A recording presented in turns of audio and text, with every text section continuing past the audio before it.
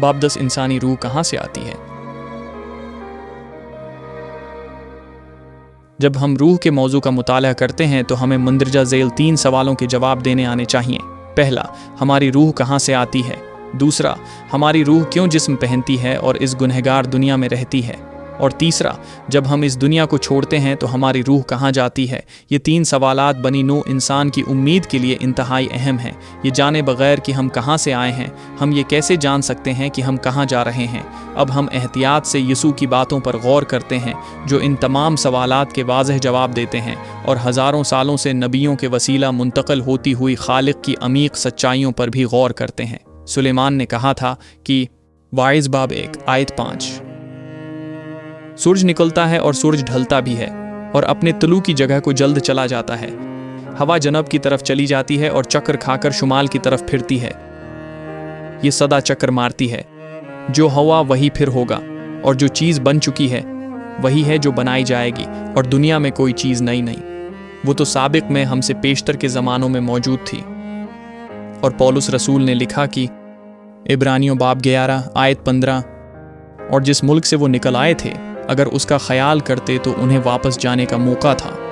मंदरजा बाला आयत का मतलब ये है कि अगर कोई उस मुल्क का ख्याल नहीं करता जिससे वो निकल आया था तो उसके पास वापस जाने का मौका नहीं होता। ये बात यकीनी है कि एक जगह है जहाँ से इंसानी रूह आती है और जहाँ वो वापस जाती है। इस दुनिया में जिस्म पैदा होता है और यहीं फना हो जाता है, मगर रूह जहाँ से आती है वहीं वापस जाती है।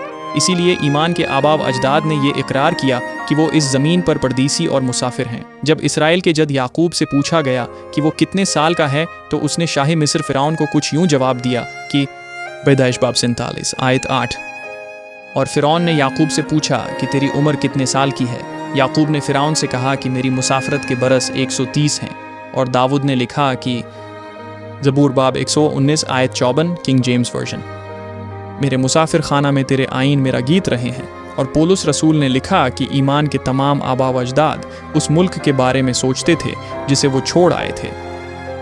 इब्रानियों बाब 11 आयत 13, और इकरार किया कि हम ज़मीन पर परदेसी और मुसाफिर हैं। जो ऐसी बातें कहते हैं वो जाहिर करते हैं कि हम अपने वतन की तलाश में हैं।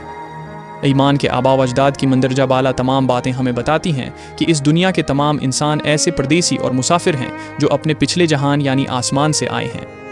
इसके बरक्स ज़्यादातर लोग अपने मुल्क के बारे में नहीं सोचते हैं। इसकी वजह यह है कि गुनाह की अवढ़नी अवढ़ कर वो मुकम्मल तौर पर अपनी पिछली ज़िंदगी की यादाश्त को भूल जाते हैं। इस मामले के बारे में यसायाह नबी ने मंदरजा झेल में यूँ लिखा था कि यसायाह बाब 59 आयत 2, बल्कि तुम्हारी बदकिरदारी ने तुम्हारे और तुम्हारे खुदा के दरमियान जुदाई कर दी है और तुम्हारे गुनाहों ने उसे तुमसे रूपोश किया, ऐसा कि वो नहीं सुनता। रूहानी जहान में हम मौज़्ज़म फरिश्ते या खुदा के बेटे थे, ताहम हमारे गुनाह के सबब से हम इस दुनिया में आए हैं। हमारी रूहानी आंखें गुनाह की ओढ़नी से ढकी हुई हैं, इसीलिए हम आसमानी मुल्क की चीज़ें देख नहीं सकते। लेकिन बाज़ औक़ात हमें नादानिस्ता तौर पर आसमान में हमारी पिछली ज़िंदगी की याद दिलाई जाती है। इसकी वजह यह है कि हमारी रूह जो खुदा की तरफ से दी गई है कभी कभार आसमानी मुल्क को देखने के लिए हमारे गुनहगार जिस्म की ओढ़नी से तजावुज़ कर जाती है।